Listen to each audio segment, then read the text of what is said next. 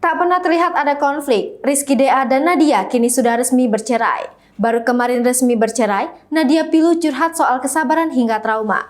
Seperti yang diberitakan sebelumnya, rumah tangga Rizky DA dan Nadia memang tak pernah lepas dari sorotan. Sejak awal menikah, gonjang-ganjing perpisahan memang sudah mulai terendus. Isu Syaki bukan anak kandung Rizky DA juga sempat jadi sorotan. Bukan cuma itu saja, Rizky DA bahkan sampai sempat melakukan akad kedua kalinya karena sempat pisah ranjang.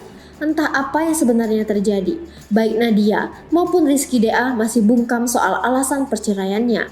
Kini Rizky DA resmi bercerai dari sang istri Nadia Mustika Rahayu.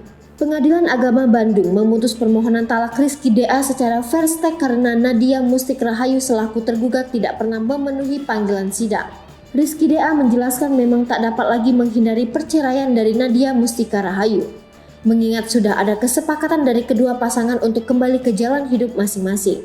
Belum ada sehari menjanda, Nadia mendadak mencurahkan isi hatinya lewat akun Instagram.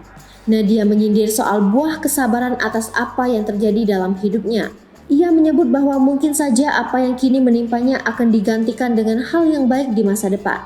Bukan cuma itu saja, Nadia juga menyindir soal trauma yang dirasakannya.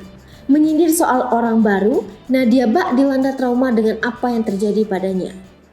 Hai pemirsa Sri Popo TV, jangan lupa komen, like, dan subscribe, serta tonton terus berita-berita terupdate lainnya ya.